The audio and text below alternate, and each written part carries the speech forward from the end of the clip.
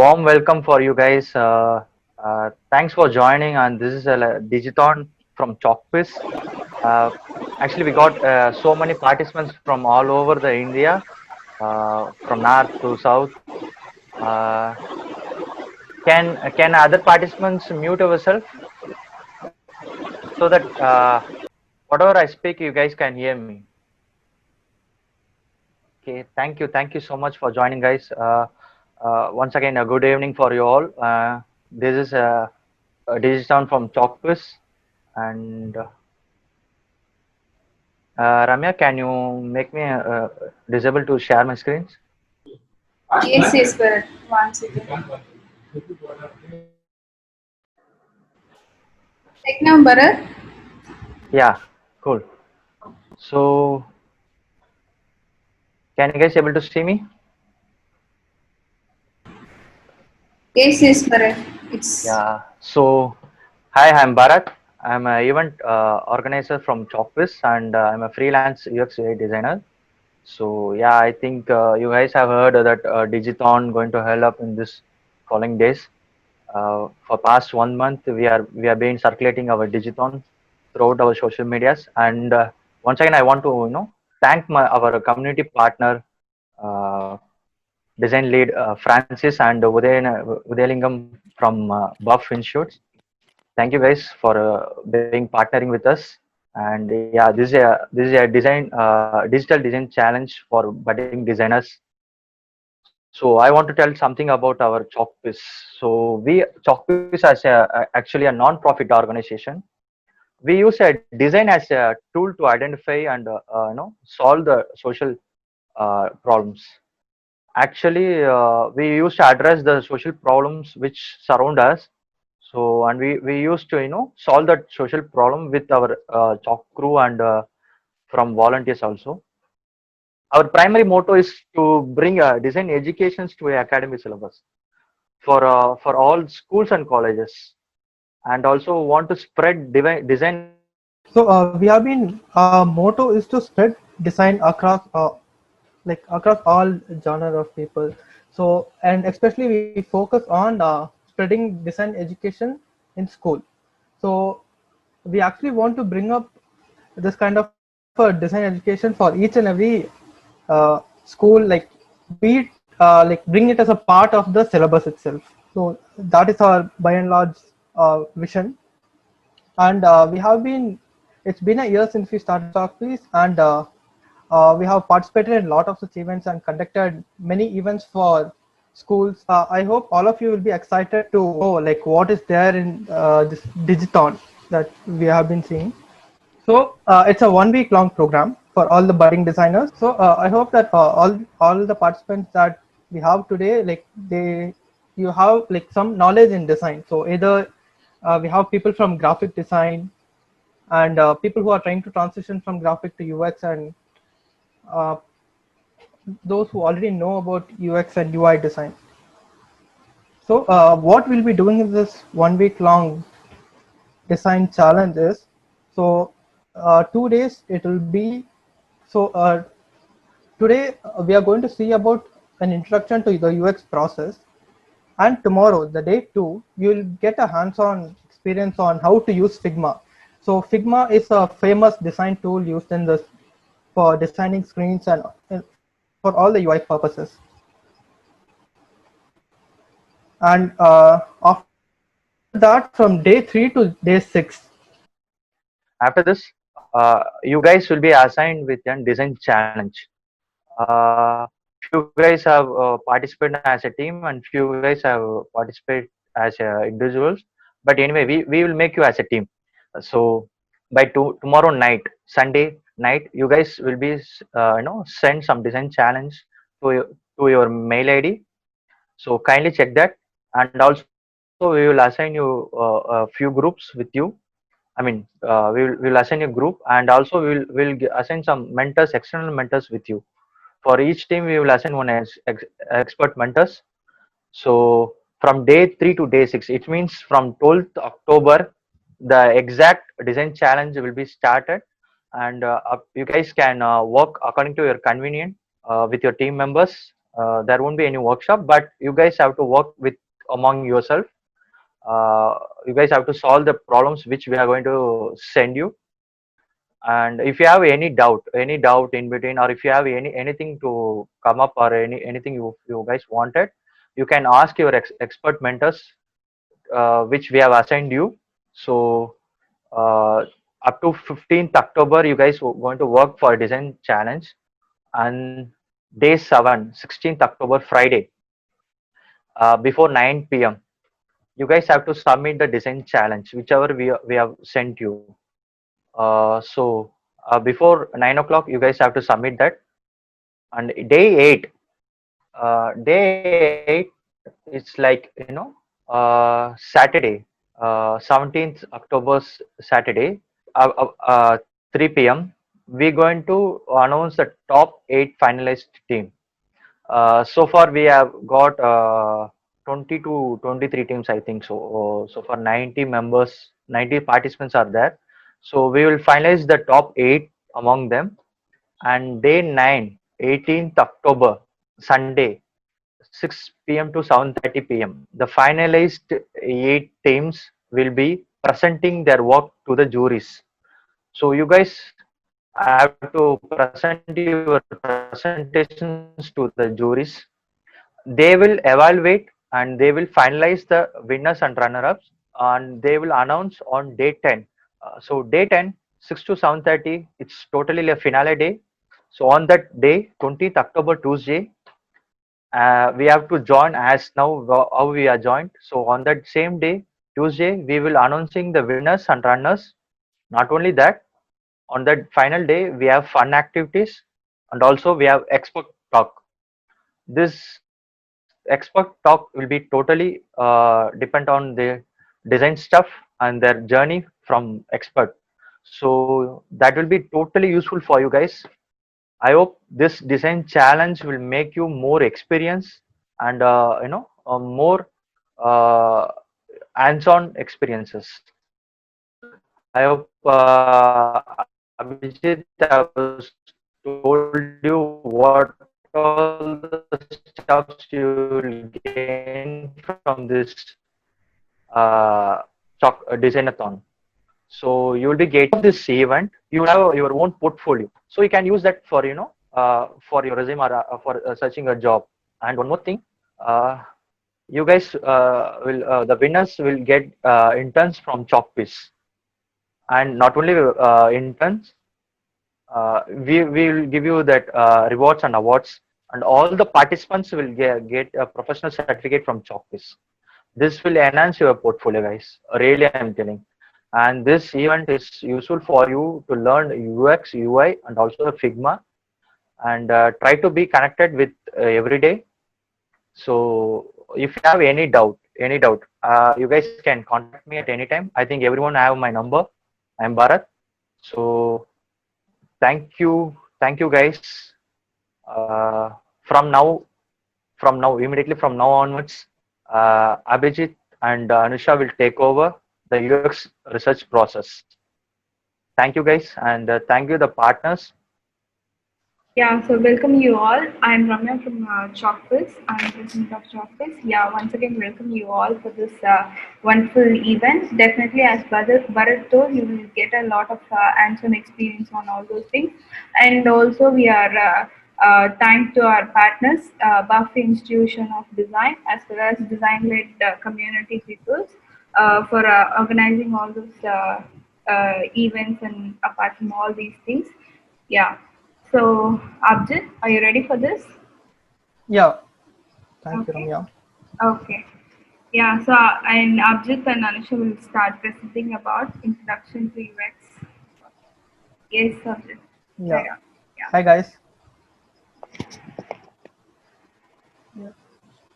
So, a very good evening to everyone, and thanks for joining us on this Wednesday, Saturday evening. So, as we promised, the first day, so we are going to see about the UX part of the design. So, let's dive into it. Okay. So, yeah, since yeah, I saw that there are a lot of designers who have registered for this. So I just want to make a quick introduction about what is design. So as how the popular people, the well-known people, Steve Jobs and Don Norman have quoted it. So design is something that, so what Steve Jobs, this quote was actually delivered when he was launching iPod. So the thing is, design is not just about how things look, the visual part of it, but it's also about how it works and the value it imparts. And Don Norman. So I just want to give a quick introduction about Don Norman. So the Don Norman is the person who coined the term user experience, and he has written a wonderful book, which all of you can go through. It's called The Design of Everyday Things. And there he says, so we are seeing a lot of designs around us, but only the bad designs are the ones which attract us, or like it will catch our attention, and all the good designs will go unnoticed. But so to bring about this experience of having a smooth uh, flow of design, so this is where he came up with user experience design. So let's see what it is actually. So the user experience design focuses on the interaction between humans and the product. So let's take an example of a bottle. So a bottle, the way you open a bottle, so that is an interaction. So you're interacting with the bottle lid. Same ways, as the product, like initially, if we take say 40 or 50 years back, we didn't have all these devices, gadgets. We had physical products. So the interaction between those, say radio, all that was very important. And now us gadgets have improved, and now we have like completely moved on to the industry 4.0, and everything is on apps, laptops and all that. So the way you interact with that has to be taken care. So a good design, so if you want to have a elite user experience, it's dependent on multiple aspects. So there is psychology coming into picture, the business needs, the market research, and of course the technology. So as technology progresses, we will be able to provide much better user experience for our users. And on bottom, we can see this is the user experience cycle. So today we'll be concentrating on the research and discovery part of it. So when talking about UX, so why do we need UX? So the ultimate goal of UX is to deliver value to its user. So how it is done is by following these core principles. So whenever we design a product, we have to keep these things in mind. So the first thing is it should be useful. Just having a product for the sense for just having it doesn't make sense. So it has to be of certain use. Say a website, or let's take Amazon. So Amazon, the primary motive of Amazon is to make it accessible for the people to buy things from a comfort of their home. Next one is usable. So any product that you make, it should be easy for the user to use it. If you don't take care of these things, the usability part of it, then there's no use in building the product. Then next one is it should be findable. So if you want to design a product such that it solves a purpose, so you should show them a way how they can achieve their goal. Then it should be credible.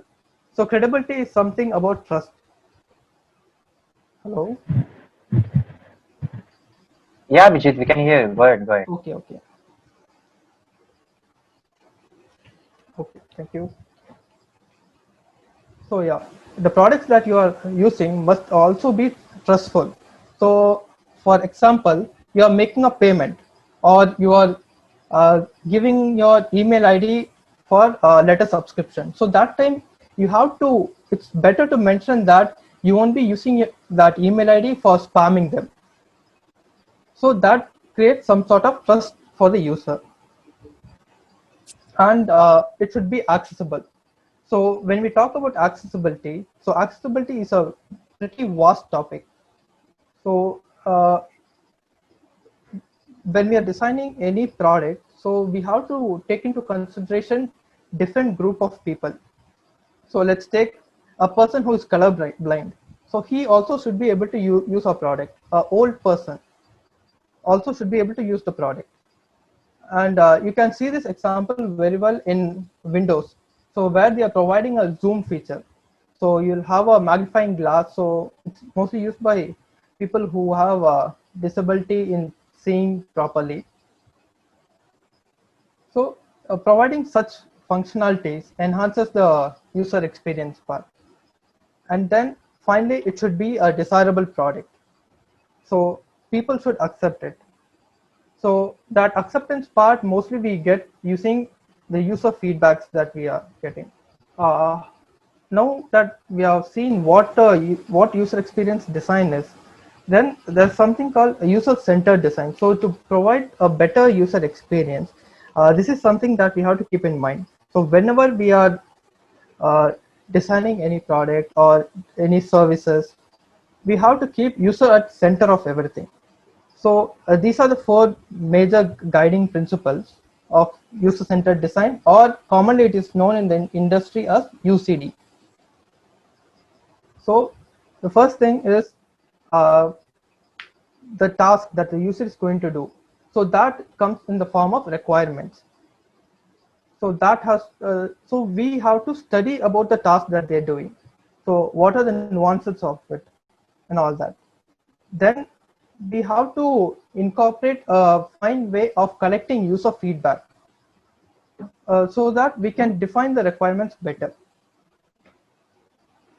Then we also have to, so we have collected all the feedbacks, and one major thing that like pretty much most of the product nowadays miss is involving users at every step of their design.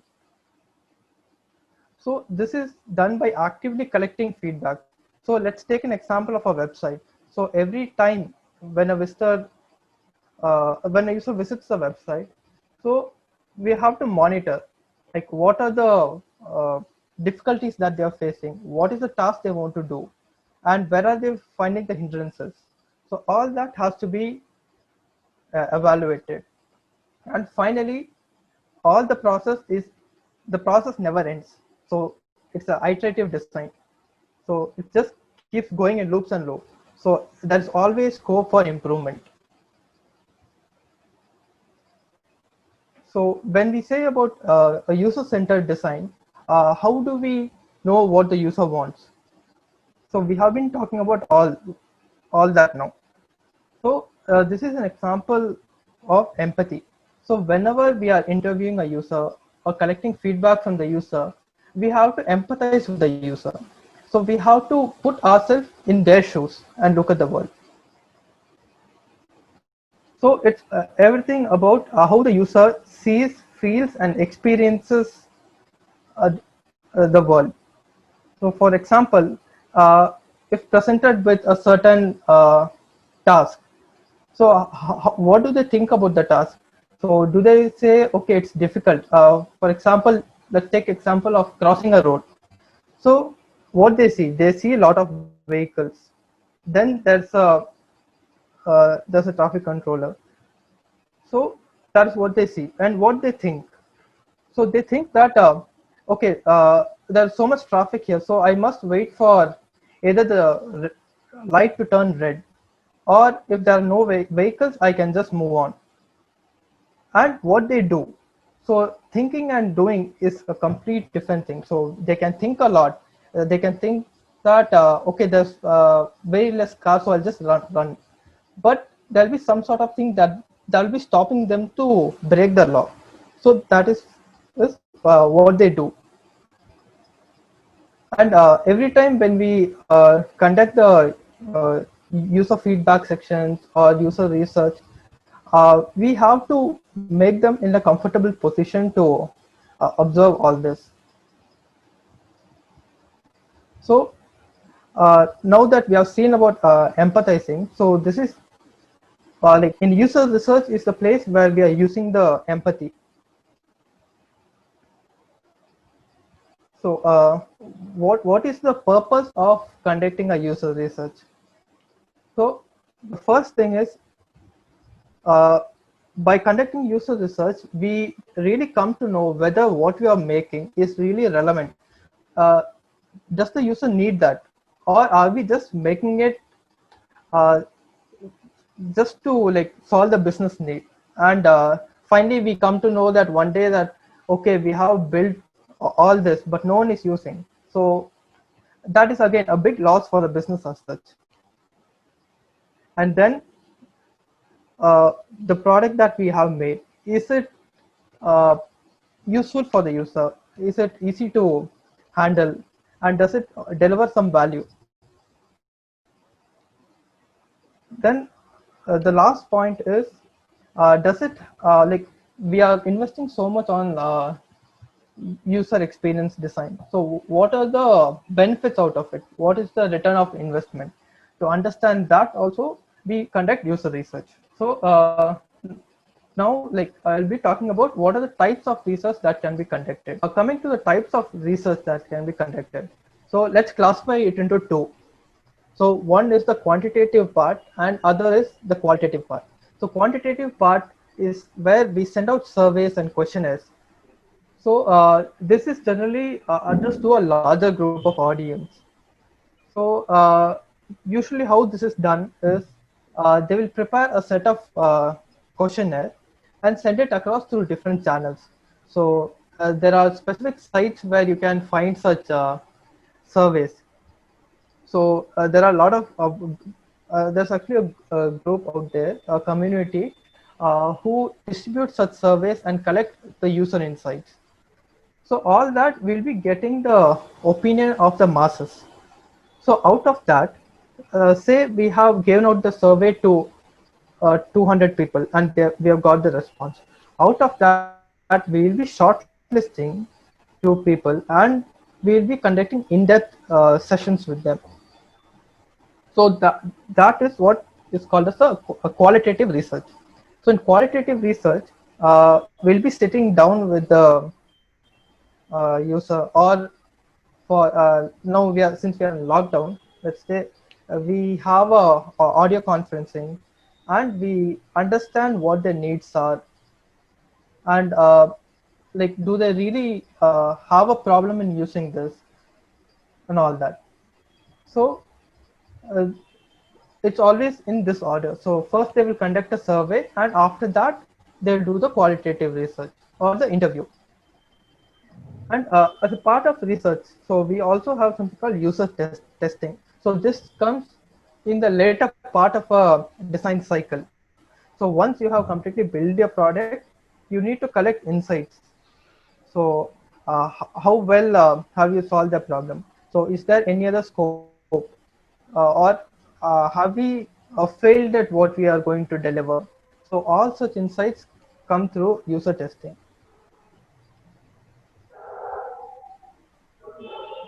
Okay, so now that you have conducted the user research, how do you identify the problem? So that is the let's say that's the billion dollar question: solving the right problem. So once you identify majorly what is the problem you have, that is almost equivalent to solving 80% of what you're trying to build. So I would like to take one example. So like how to identify the pain point or the problem. So this is what we're going to see in this one. So this is an example of something called a user journey. So user journey is nothing but, let's say a user or a person is presented with a task. Here I've taken an example of using Google Pay. And it's let's say an old person, so he's 40 years of age. He wants to transfer 5,000 rupees to his colleague. So what does he do?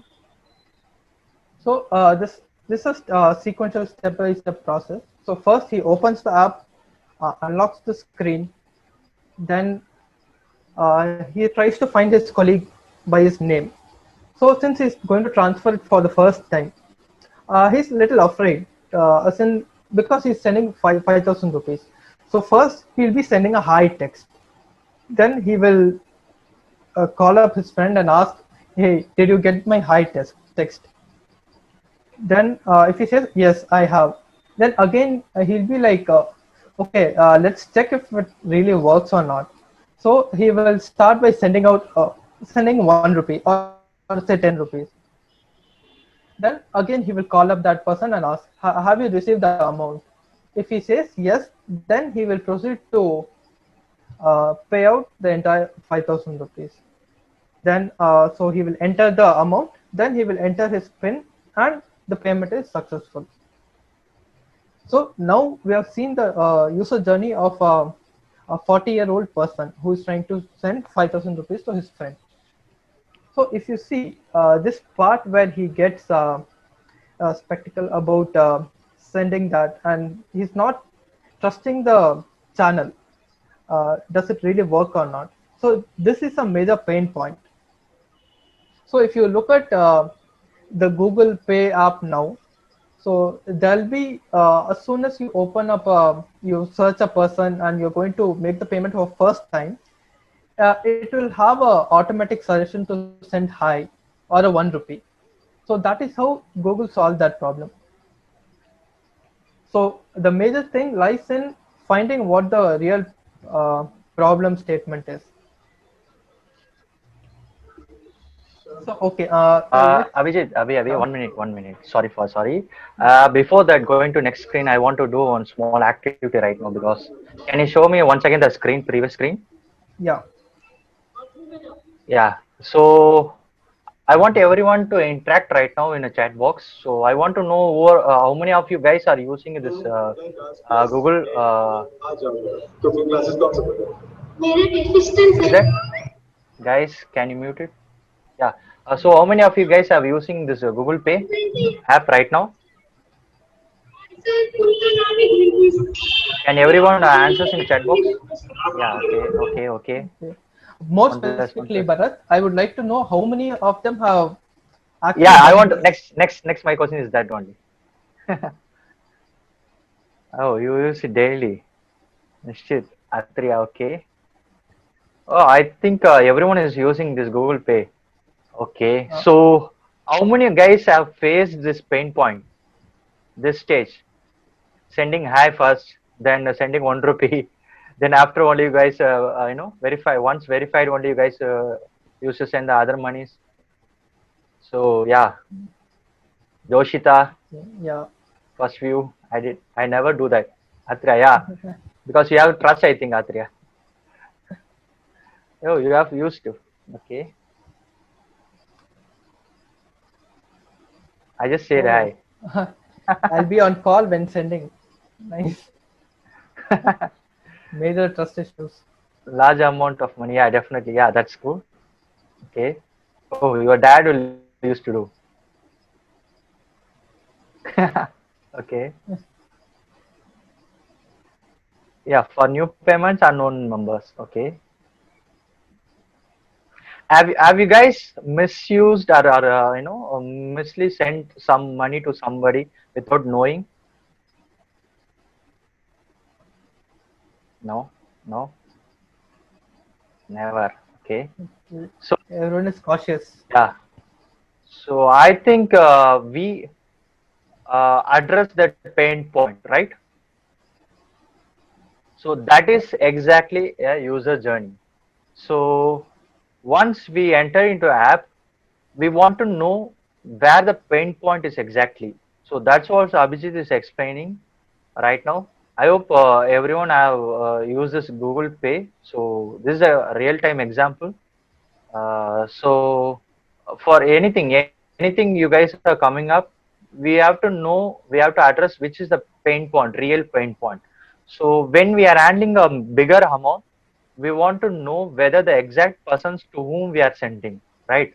So that's the pain point in this app. So they handled very nice, like chatting. They came up with a hi message chattings. Hello, I think not hi. It's actually hello. right? Hello. Yeah. Yeah. Hello. Hi. So Yeah. hello message. So and we can send a minimum 1 rupee amount to the person's concerned person. Then once they've confirmed, we can send a huge amount, right? So this is the exact pay point. I hope this will help you guys. This journey map is too much important. Yeah, Bijit, you can go ahead. Thank you guys. Thanks for your response. Keep going. Yeah. So next up, I want a volunteer. So so anyone volunteer.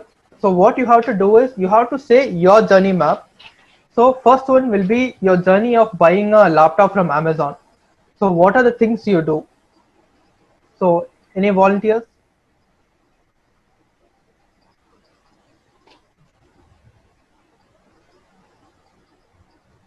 Okay. Then Bharat, can you just uh, No, actually, that bird is not me. It's a participant. okay. Hey, hi. Yeah, Yeah, hi, yeah. this is Bharat. Hey, hi Bharat. Yeah. Yeah, yeah, Bharat. So yeah, you can explain like what of your journey map for buying a laptop. First I look into my budget. Then Hmm. I look into all my specs. Okay. Specs, before selecting the specs, I do some Google research saying that what are the specs available and what cost. Hmm. Then, then I filter out which is the best brand where I can buy. Okay. Let's say an Apple, HP, Dell, Lenovo on that. On Hmm. this is the process. Then I'll see whether do I have any discounts like cashbacks or else like do I Hmm. have any do I get any extra thing which if I buy online. Hmm. Then I'll make a online payment. Okay. Great. Great, Bharat. So do you also like after buying, like after you get the product, do you also give reviews for the product? Yes, Great. definitely. Yeah. So yeah. So that was the. So I think Bharat might have mentioned about 12 to 13 steps for completing his laptop purchase. So now let's take another user journey. So you want to get your dinner from Swiggy. So anyone else?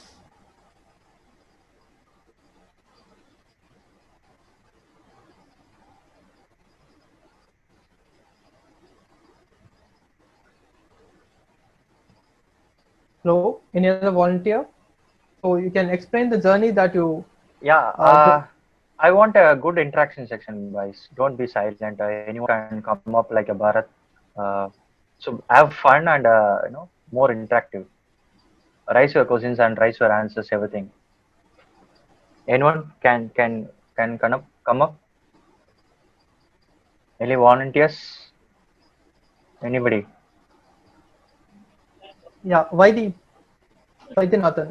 So, hello, is someone else talking? Yeah. What's your name? Vaidyanathan. Yeah, yeah, Vaidyanathan. So yeah, you can explain like what is your journey of getting a dinner from Swiggy? Firstly, I open the app and Yeah. then look at the top things that Swiggy is showing me. Hmm. Because initially they show all those the top combos or offers and all that will be showing up on the top, Hmm. obviously.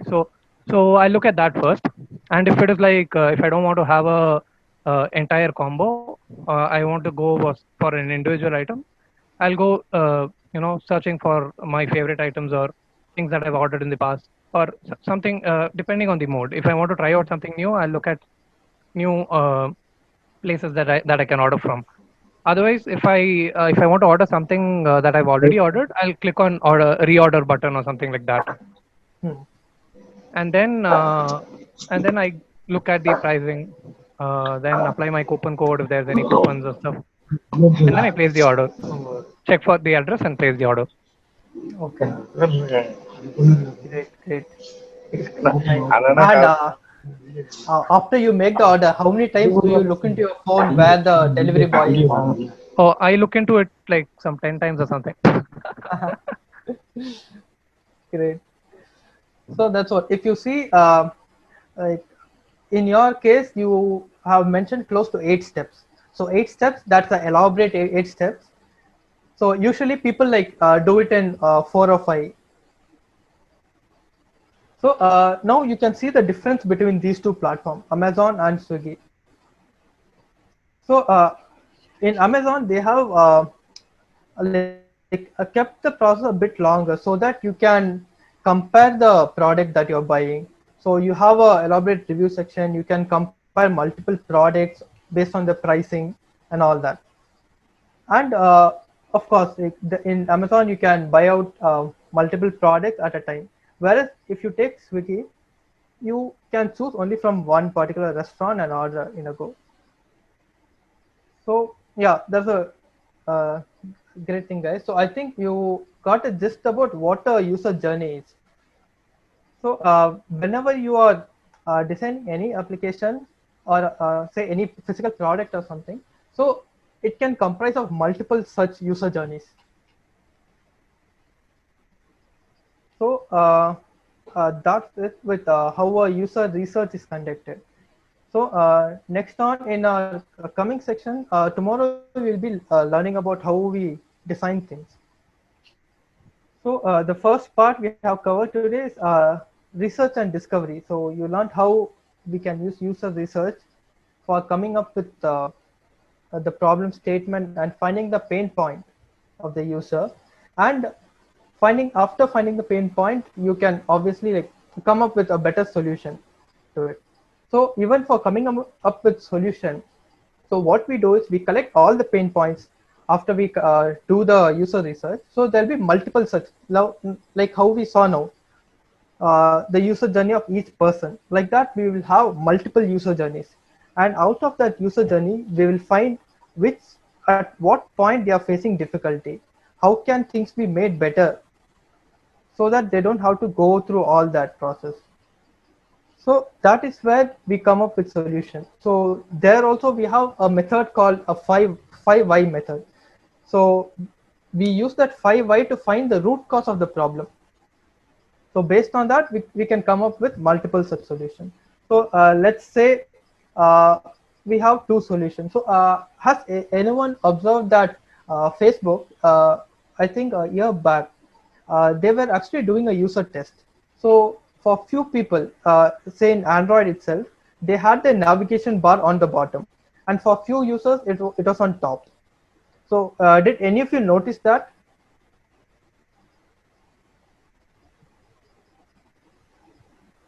Yes.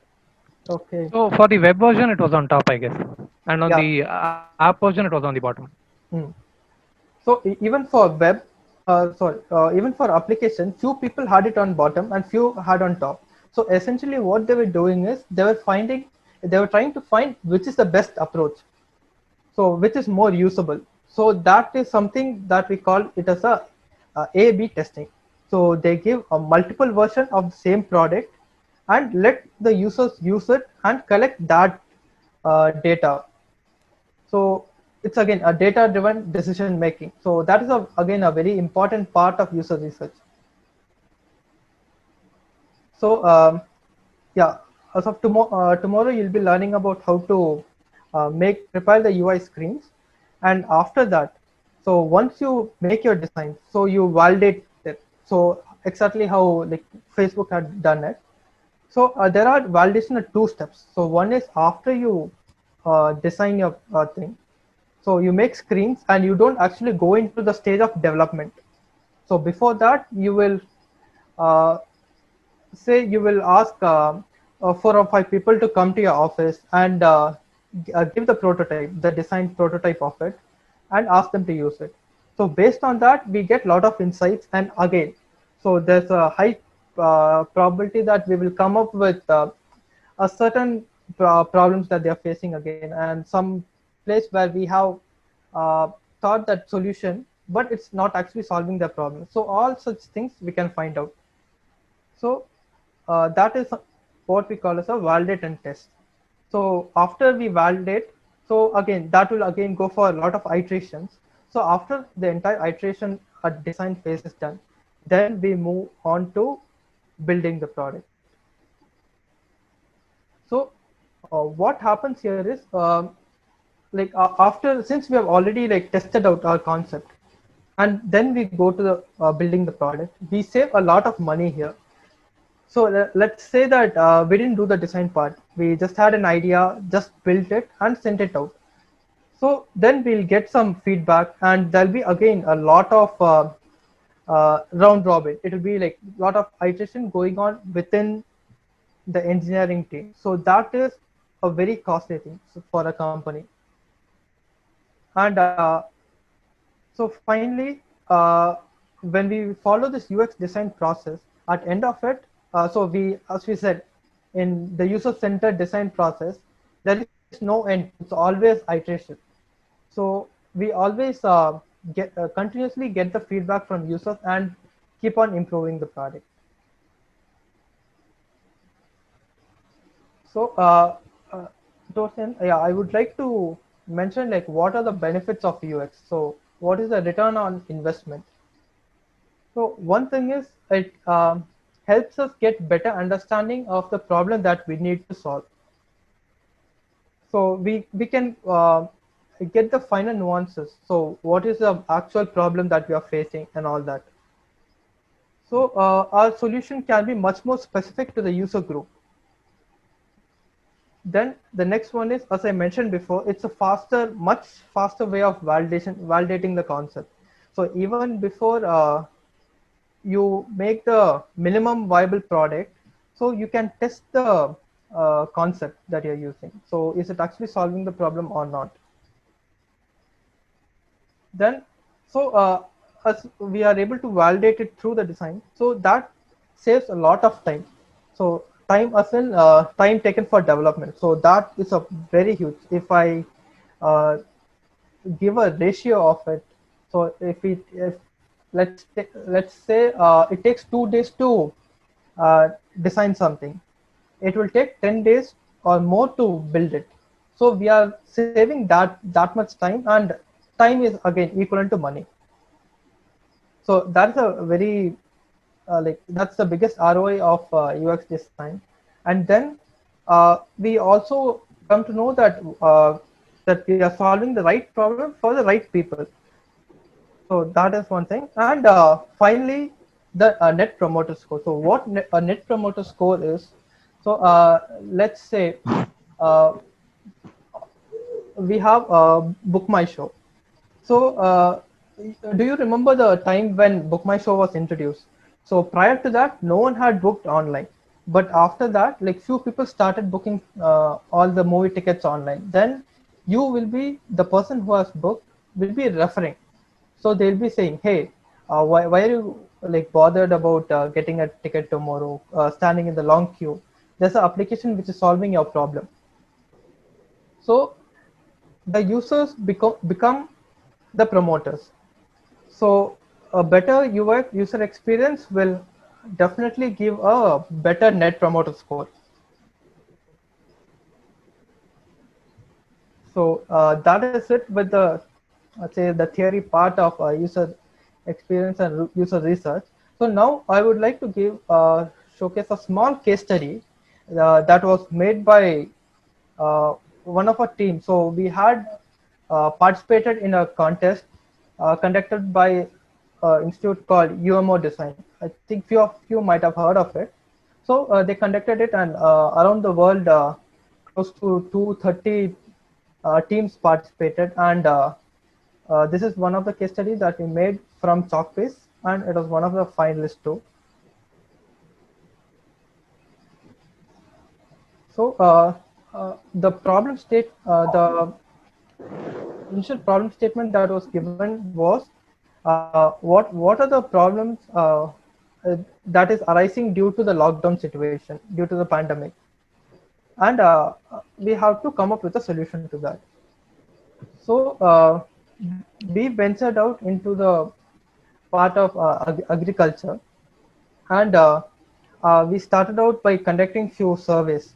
So we sent out a survey form to a few of the local market people, and then we had since our target group were farmers, so they didn't use technology much, so we had to like meet them over call and get their inputs. So these were the few problems that we identified amongst the farmers. So this is especially I'm talking about when there was a complete lockdown. So the pandemic situation was very worse. So there was a lot of stagnation happening at their end. So the producers, they were not able to sell their product, and there was also a demand in the market. So what is that? When we like try to do the user research and find the root cause of it, so these were the major problems. So one thing was they were not allowed to travel, and all the local market was shut down, and the price had drastically reduced. So the farmers were not willing to sell out their product for such a low profit, or let's say most of them didn't even get any profit, and they had to throw it all. So it was a complete waste of their energy, time, and most of the farmers that we interviewed, they had even taken agricultural loans and all that. So they were not in a position to repay that also. So the process that we followed, so again, so what we discussed earlier, the human-centric design. So this is exactly what we followed. So we found to whom we are going to address the problem, like whose problem are we going to solve, and what is the technical feasibility of achieving that. So that is one major thing to consider. So we can come up with solution that is very much futuristic. Maybe out there in 30 years, the technology might be ready to solve it. But if you want to like deliver the solution now, you can't rely on that. So having the feasibility check always very much needed. Then how viable the solution is. So and we had to consider all these factors also. So yeah, this is by and large. So the initial problem statement was like what are the problems faced by the farmers. So when we narrowed it down, so we found that most of their producible, the vegetables, fruits, they were getting rotten because there was no timely transport, and the agencies were not allowed to travel also. So these are some data that we got through our research. So you can see that nearly 70% of the people, like they were completely dependent on agriculture for their livelihood. And this one we conducted in a village, and again nearly 82% of the people were like doing some other job also for getting income apart from the agricultural standpoint, and most of them were sort of having a small stores or something. Yeah. So where we found the opportunity to solve the problem is uh,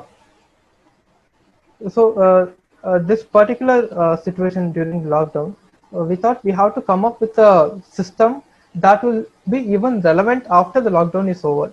So kind of like a facility that connects the farmer and the vendor.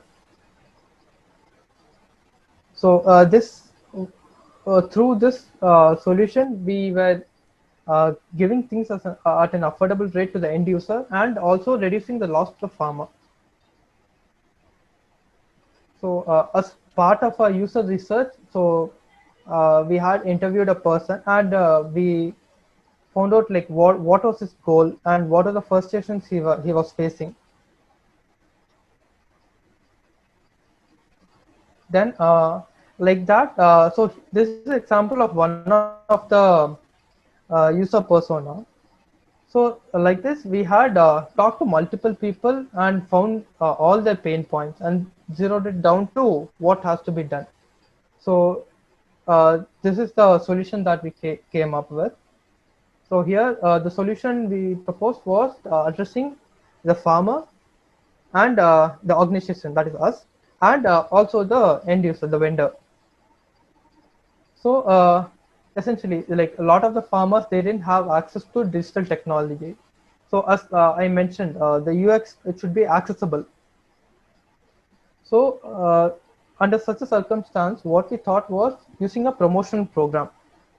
So there can be like TV ads, radio ads, newspaper ads for letting them know that there's an organization which can help you to collect your uh, uh, produce agricultural output and bring it out to the market. So and bringing vendor into the picture was again a big step because at that point transportation, the vendors could not transport their product.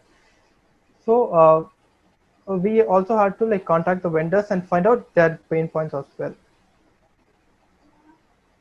And the final the end product of our this thing and the entire journey was a mobile application where the farmers, they'll be able to raise for request to collect their product, and they can also like how let's say in Swiggy, we after we place the order, we get a live tracking of where the order is.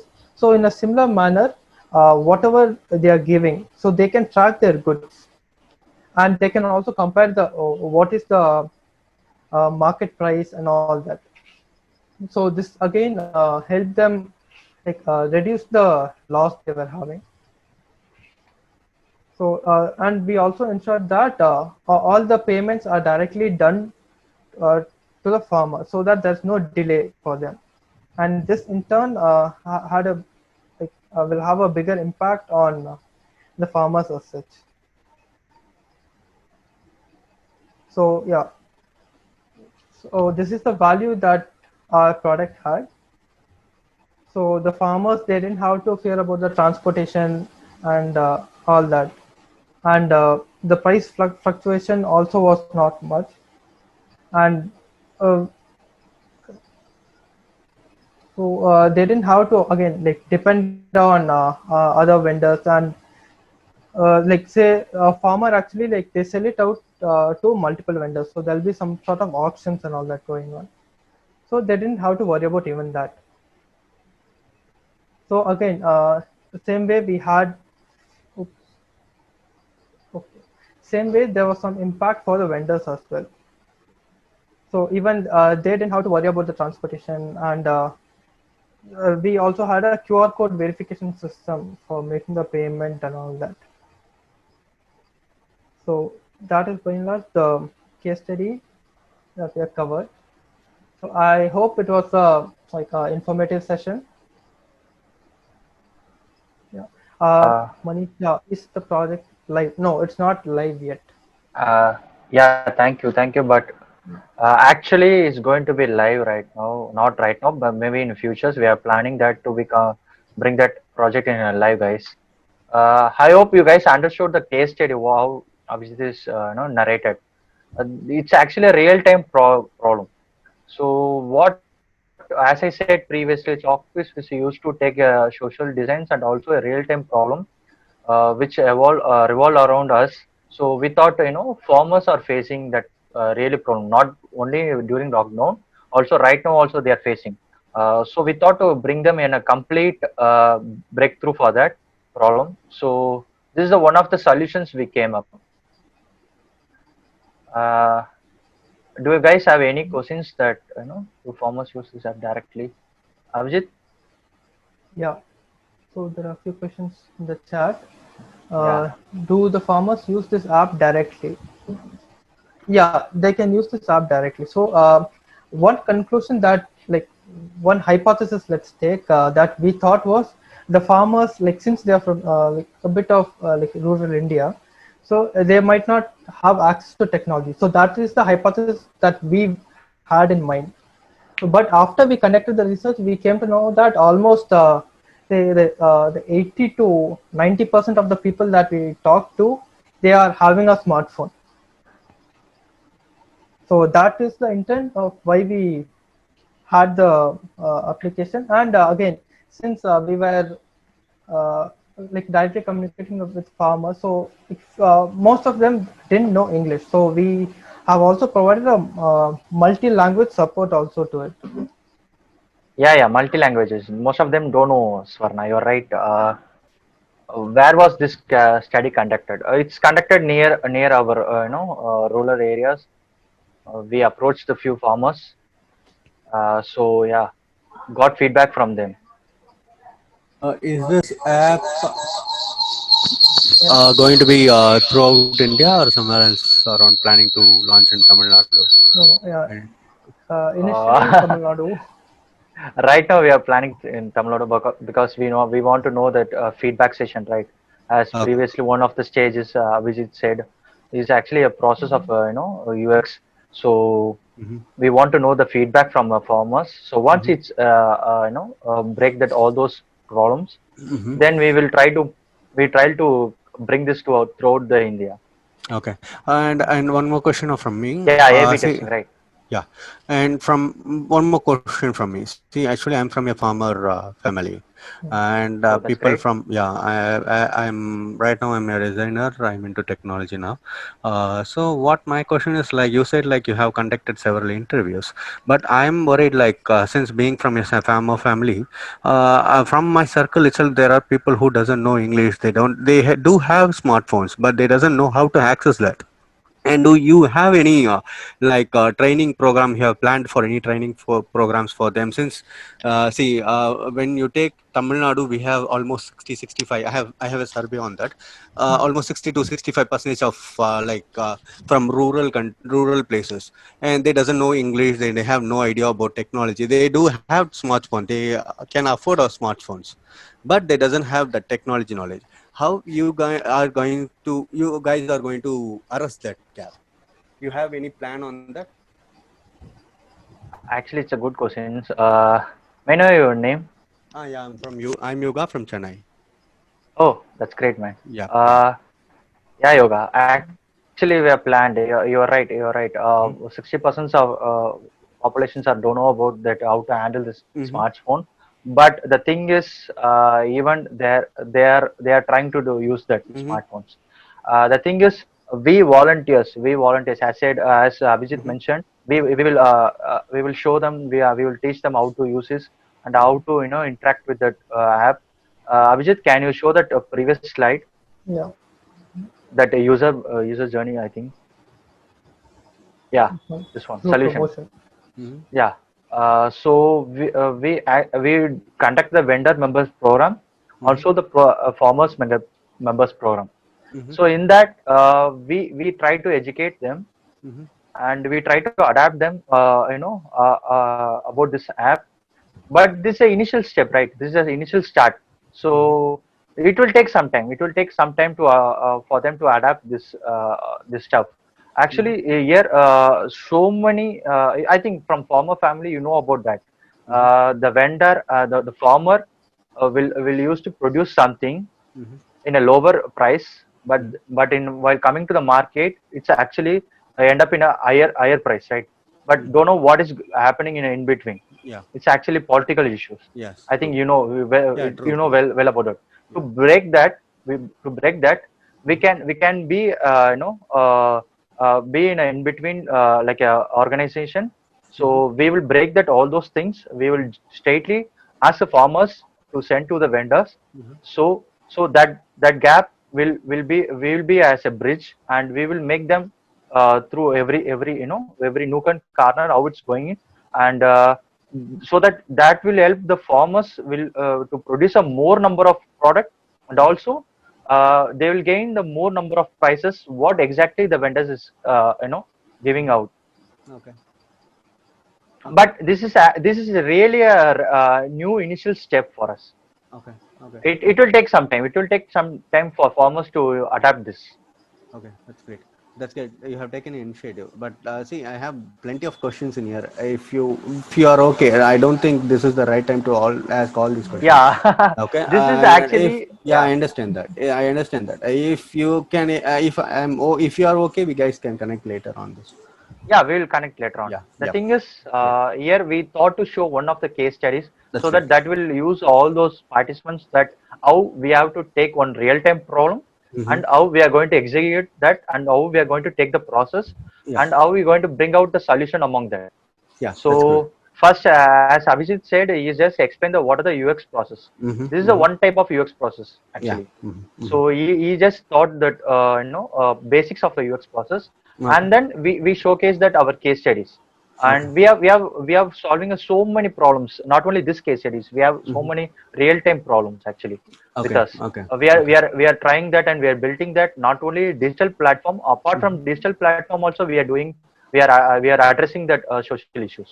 Okay. That's great. That's great. It's a Uh, nice initiative. Initiative. Let's connect later then on this. Yeah, So sure. So I think one of the participants asked previously that can you guys tell me about the Chalkpiece, what you guys are doing?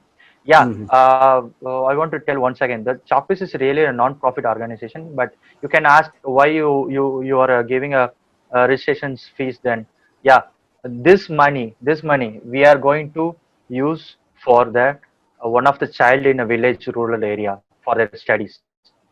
So this will directly given to the students, but we won't give to them. We will adapt them and we will make to know that whether they are really studying that one, make using of that.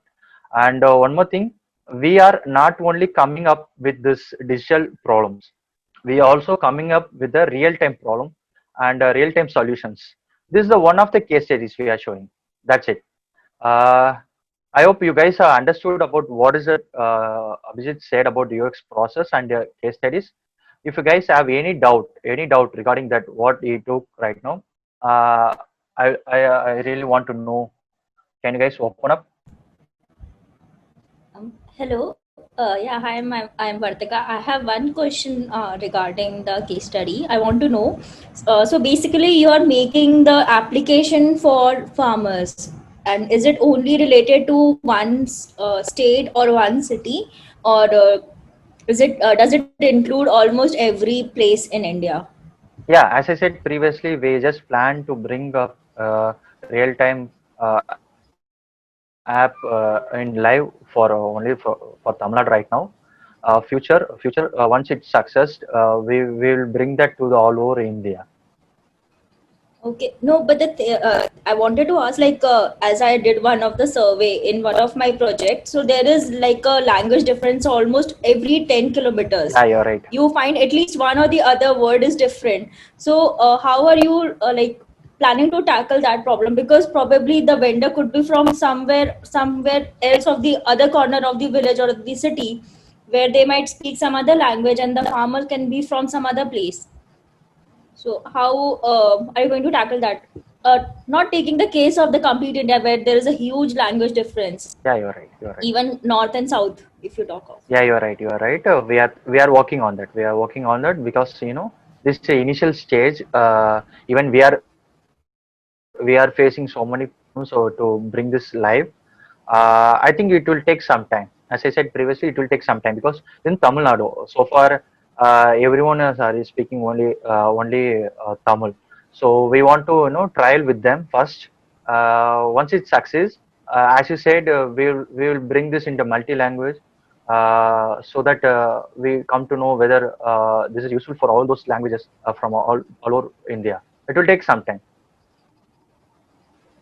Okay, and for any person who is not literate, yeah, it's not educated, but yeah, who is not literate or who cannot read or write probably, or probably a person who is visually impaired, because a lot of farmers are basically, because of heat and dust, their eyes are ruined, or they cannot see properly. So what about that? Like, do you like, is it being considered, or Yeah. So I think while designing, that is the standard, right? Uh, that yeah? 3A standard. So where we check the color contrast of each color and the text that we're using. Okay. So yeah, Have you we heard about had color theory, though? Yeah. So yeah. So you are using the contrasting color Yeah, yeah. altogether. Okay. Yeah. Okay. Apart from this case study, in general way, I'm just asking you, have you any doubt about this session, guys? Any of you?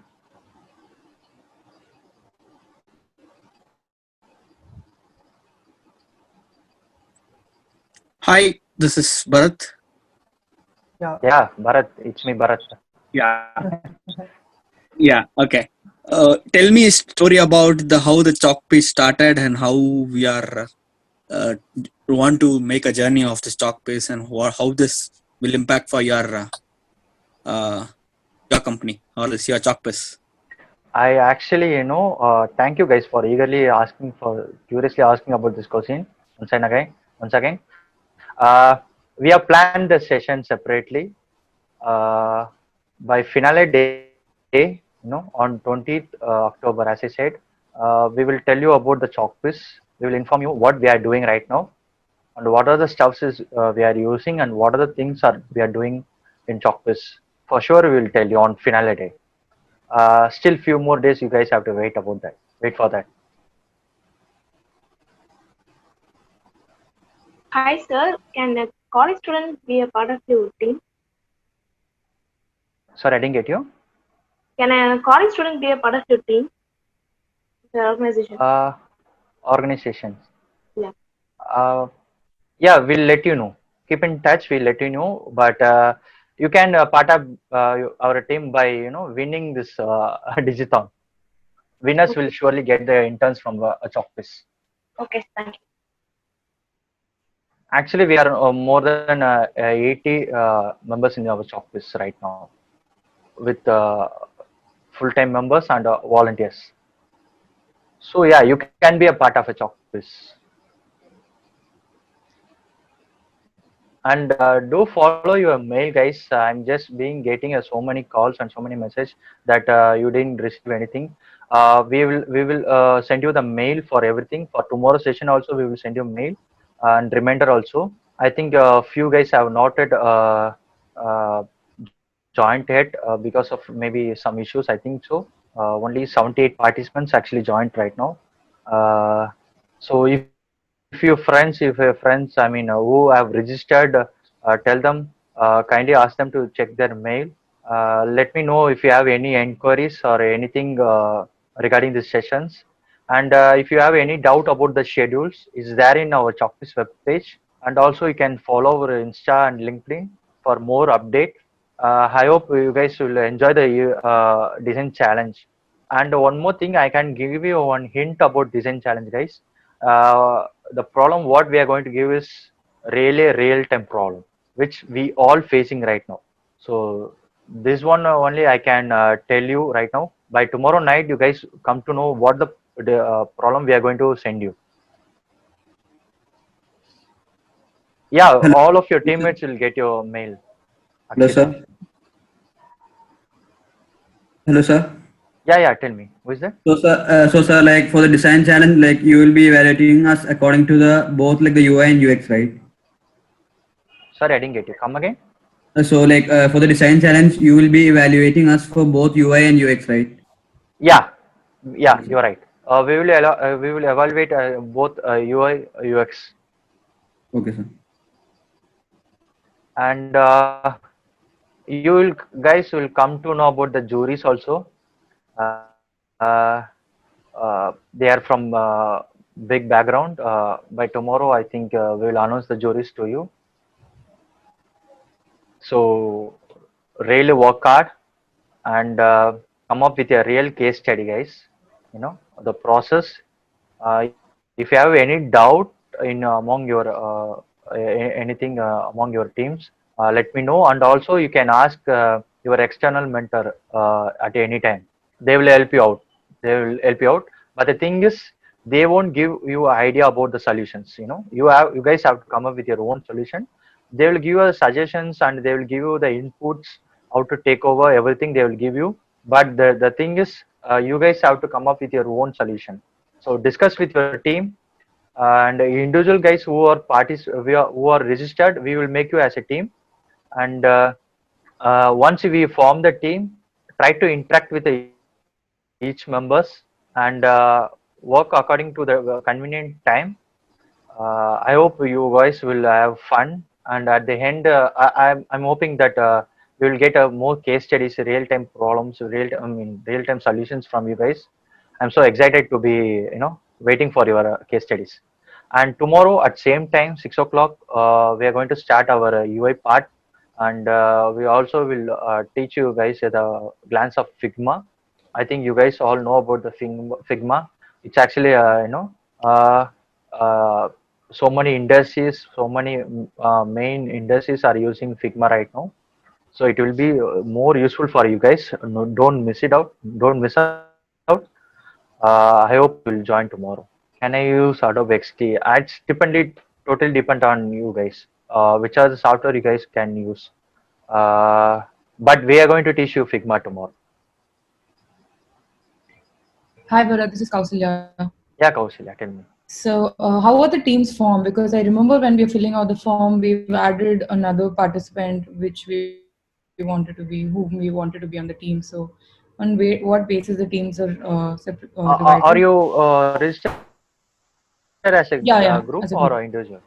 So yeah, who are registered as a group, we won't miss a. We won't separate you guys. Okay. You guys will be in the same team. All right. Thank you. Only the individual guys who registered, they will be put upon in a particular teams.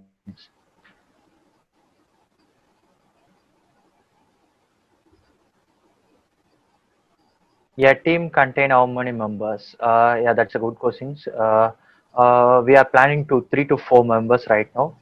You guys will know that in following days. Actually, But I have 3 members in my team. I guess yeah, okay. all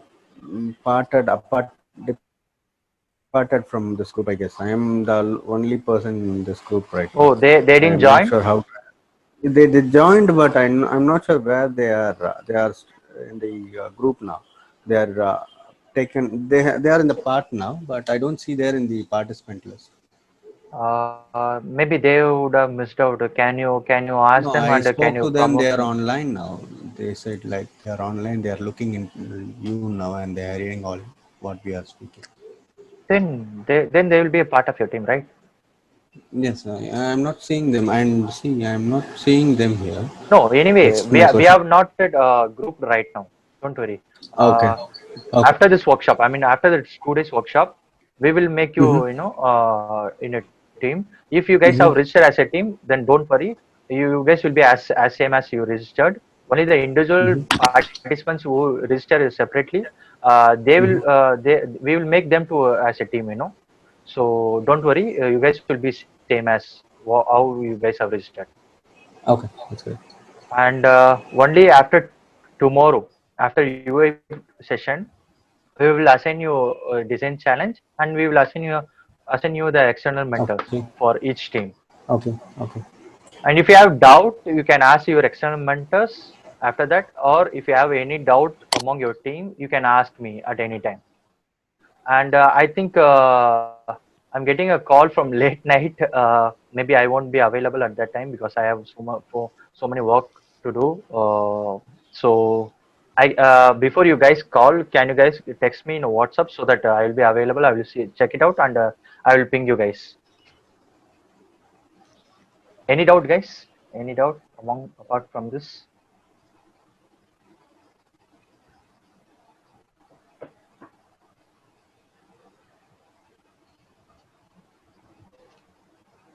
Why I see you so much silent? Yeah, who is that? Yeah, Gajendran Bharat. Yeah, Gajendran. Actually, Right. most of them still they are not registered Google form. Yeah. Just Thank you for the instructions. But yeah, guys, I think after you guys would have some Google form. I want everyone to fill that and send it back to our Chalkpiece web mail ID, because once you guys have not registered or not filled that Google form, we can't make you as a team.